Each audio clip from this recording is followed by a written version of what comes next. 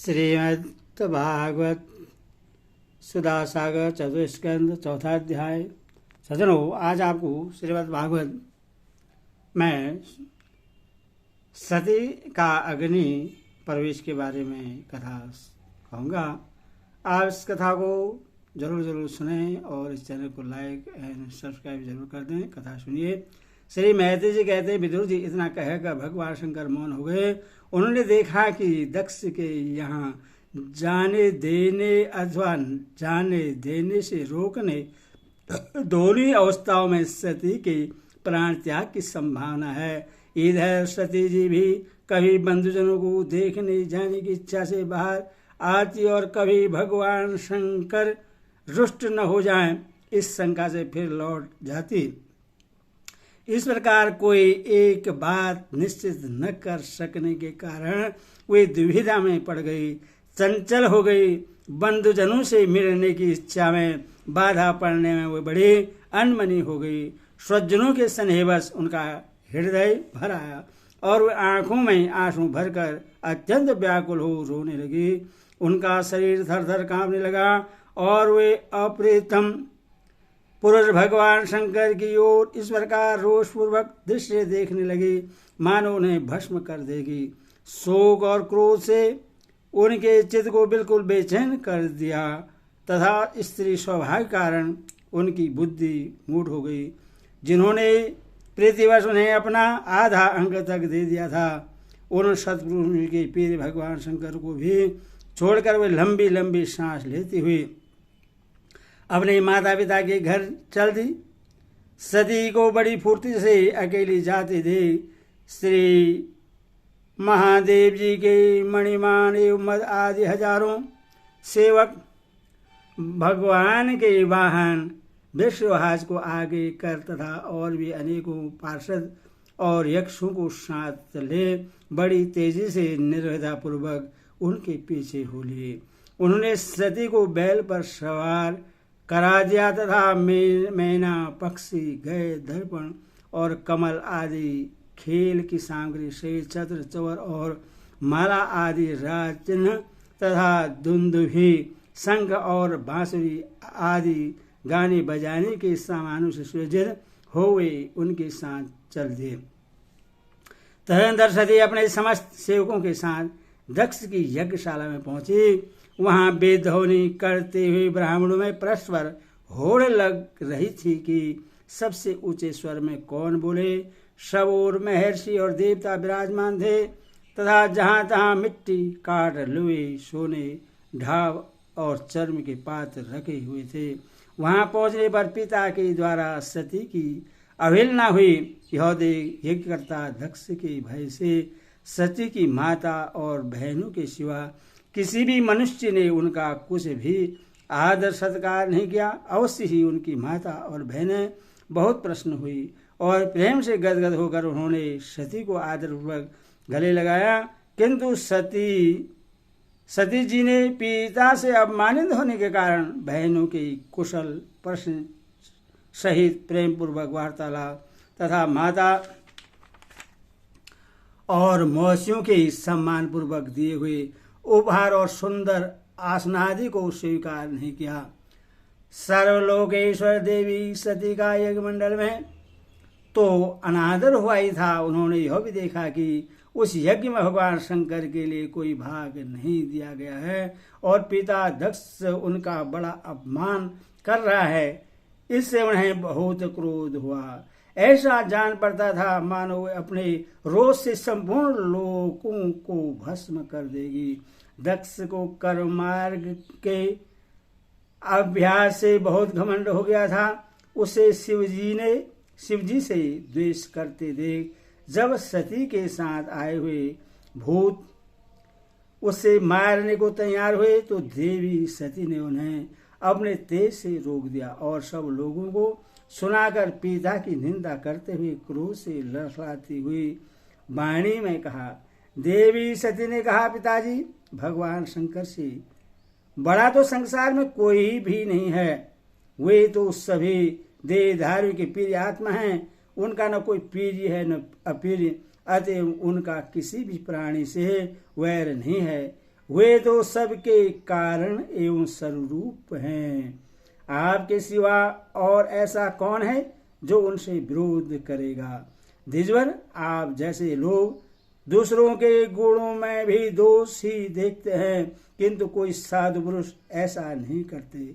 जो लोग दोष देखने की बात तो अलग रही, दूसरों के थोड़े से गुण को भी बड़े रूप में देखना चाहते हैं, वे सबसे श्रेष्ठ हैं। खेद है कि आपने ऐसे महापुरुष पर भी दोषारोपण ही किया है। जो दुष्ट मनुष्य इस स्वरूप जड़ शरीर को ही आत्मा मानते हैं, वे यदि ईर्ष्यावश सर्वदा ही महापुरुष का निंदा करें तो यह कोई आश्चर्य की बात नहीं है, क्योंकि महापुरुष तो उनकी इस चेष्टा पर कोई ध्यान नहीं देते, परंतु उनके चरणों की धूलि उनके इस अपराध को न सहकर उनका तेज नष्ट कर देती है। अतः महापुरुष की निंदा जैसा जघन्य कार्य उन दुष्ट पुरुषों को ही शोभा देता है, जिनका शिव यह 2 अक्षरों का नाम प्रसंगवश एक बार भी मुख से निकल जाने पर मनुष्य के समस्त पापों को तत्काल नष्ट कर देता है, और जिनकी आज्ञा का कोई भी उल्लंघन नहीं कर सकता। अहो, उन्हीं पवित्र कीर्ति मंगलमय भगवान शंकर से आप द्वेष करते हैं। अवश्य ही आप अमंगल रूप हैं। अरे महापुरुषों के मन मधुकर ब्रह्मानंदमय रस का पान करने की इच्छा से जिनके चरण कमलों का निरंतर सेवन किया करते हैं, और जिनके चरण बिंद सकाम पुरुषों को उनके अभिष्ट भोग भी देते हैं, उन विश्वबंधु भगवान शिव से आप बैर करते हैं। वे केवल नाम मात्र के शिव है, उनका वेश अशिव रूप अमंगल रूप है। इस बात को आपके सिवा दूसरे कोई देवता संभवतः नहीं जानते, क्योंकि जो भगवान शिव शमशान भूमिस्थ नरमुंडों की माला, चिता की भस्म तथा हड्डियां पहने, जटा बिखेरे भूत पिशाचों के साथ शमशान में निवास करते हैं, उन्हीं के चरणों पर से गिरे हुए निर्माल्य को ब्रह्मा आदि देवता अपने सिर पर धारण करते हैं। यदि निरकुश लोग धर्म मर्यादा की रक्षा करने वाले अपने पूजनीय स्वामी की निंदा करें, तो अपने में उससे दंड देने की शक्ति न होने पर कान बंद करके वहां से चला जाए, और यदि शक्ति हो तो बलपूर्वक पकड़कर उस बकवाद करने वाले मंगल रूप दुष्ट जिहा को काट डाले। इस पाप को रोकने के लिए स्वयं अपने प्राण तक दे दें, यही धर्म है। आप भगवान नीलकंठ की निंदा करने वाले हैं, इसीलिए आपसे उत्पन्न हुए इस शरीर को अब मैं नहीं रख सकते। यदि भूल से कोई निदित वस्तु खा ली जाए तो उससे हवन करके निकाल देने से ही मनुष्य की शुद्धि बतलाई गई है। जो महामुनि निरंतर अपने स्वरूप में ही रमण करते हैं, उनकी बुद्धि सर्वदा वेद के विधि निषेधमय वाक्यों का अनुसरण नहीं करती। जिस प्रकार देवता और मनुष्य की गति में भेद रहता है, उसी प्रकार ज्ञानी और अज्ञानी की स्थिति भी एक सी नहीं होती। इसीलिए मनुष्य को चाहिए कि वह अपने ही धर्म मार्ग में स्थिर रहते हुए भी दूसरों की मार्ग की निंदा न करे। प्रवृत्ति यज्ञ आदि और निरुद्ध सम धमादि रोज दोनों ही प्रकार के कर्म ठीक हैं। वेद में उनके अलग अलग रागी और विरागी 2 प्रकार के अधिकारी बतलाए गए हैं। परस्पर विरोधी होने के कारण उक्त दोनों प्रकार के कर्म का एक साथ एक ही पुरुष के द्वारा आचरण नहीं किया जा सकता। भगवान शंकर तो परम ब्रह्मा परमात्मा हैं, उन्हें इन दोनों में से किसी भी प्रकार का कर्म करने की आवश्यकता नहीं है। पिताजी, हमारा ऐश्वर्य अव्यक्त है, आत्मज्ञानी महापुरुष ही उसका सेवन कर सकते हैं। आपके पास वह ऐश्वर्य नहीं है, और यज्ञशालाओं में यज्ञान से त्रिवृत्त होकर प्राण पोषण करने वाले कर्मठ लोग उसकी प्रशंसा भी नहीं करते। आप भगवान शंकर का अपराध करने वाले हैं, अतः आपके शरीर से उत्पन्न इस निंदनीय देह को रखकर मुझे क्या करना है। आप जैसे दुर्जन से संबंध होने के कारण मुझे लज्जा आती है। जो महापुरुषों का अपराध करता है उससे होने वाले जन्म को भी धिक्कार है। जिस समय भगवान शिव आपके साथ मेरा संबंध दिखलाते हुए मुझे हंसी में दक्षाणी दक्ष कुमारी के नाम से पुकारेंगे, उस समय हंसी को भूलकर मुझे बड़ी लज्जा और खेद होगा। इसीलिए उसके पहले ही मैं आपके अंग से उत्पन्न इस सौतुल्य शरीर को त्याग दूंगी। श्री मैत्री जी कहते हैं, कामादि शत्रुओं को जीतने वाले विदुर जी उस यज्ञ मंडप में दक्ष से इस प्रकार कहो। देवी सती मौन होकर उत्तर दिशा में भूमि पर बैठ गई। उन्होंने आचमन करके पीला वस्त्र ओढ़ लिया और आंखें मूंद कर शरीर छोड़ने के लिए वे योग मार्ग में स्थित हो गई। उन्होंने आसन को स्थित कर प्राणायाम द्वारा प्राण और अपान को एक रूप करके नाभि चक्र में स्थित किया। फिर उदान वायु को नाभि चक्र से ऊपर उठाकर धीरे धीरे बुद्धि के साथ हृदय में स्थापित किया। इसके पश्चात आनंदिता सती उस हृदय स्थित वायु को कंठ मार्ग से भ्रुकुटियों के बीच में ले गई। इसी प्रकार जिस शरीर को महापुरुषों के भी पूजनीय भगवान शंकर ने कई बार बड़े आदर से अपनी गोद में बैठाया था, दक्ष पर कुपित होकर उससे त्यागने की इच्छा से महामनस्विनी सती ने अपने संपूर्ण अंगों में वायु और अग्नि की धारणा की। अपने पति जगत गुरु भगवान शंकर के चरण कमल मकरंद का चिंतन करते करते सती ने और सब ध्यान भुला दिए। उन्हें उन चरणों के अतिरिक्त कुछ भी दिखाई न दिया। इससे वे सर्वदा निर्दोष अर्थात मैं दक्ष कन्या हूँ ऐसे अभिमान से भी मुक्त हो गए और उनका शरीर तुरंत ही युगाग्नि से जल उठा।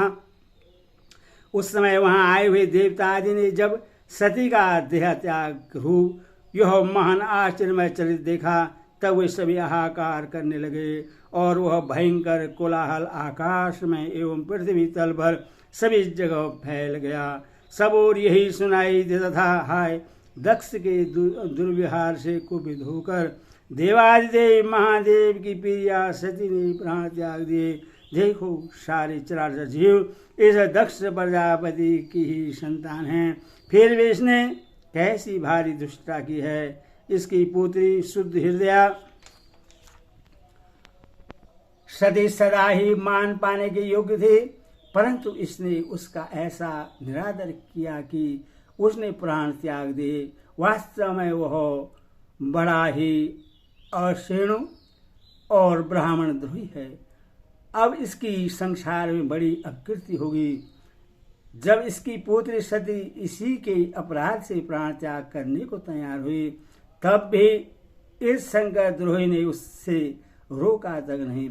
जिस समय सब लोग ऐसा कह रहे थे, उसी समय शिव जी की पार्षद सती का यह अद्भुत प्राण त्याग देख अस्त्र लेकर दक्ष को मारने के लिए उठ खड़े हुए। उनके आक्रमण का वेग देकर भगवान भृगु ने यज्ञ में विघ्न डालने वालों का नाश करने के लिए अभतम रक्ष इत्यादि मंत्र का उच्चारण करते हुए दक्षिणाग्नि में आहुति दी। उर्वयु भृगु ने ज्यों ही आहुति छोड़ी कि यज्ञ कुंड से ऋभु नाम के हजारों तेजस्वी देवता प्रकट हो गए। उन्होंने अपनी तपस्या के प्रभाव से चंद्रलोक प्राप्त किया था। उन बर्म तेज संपन्न देवताओं ने जलती हुई लकड़ियों से आक्रमण किया, जो समस्त गुहाक और प्रथम गण इधर उधर भागे। और बबुल के समय को हानि की जय।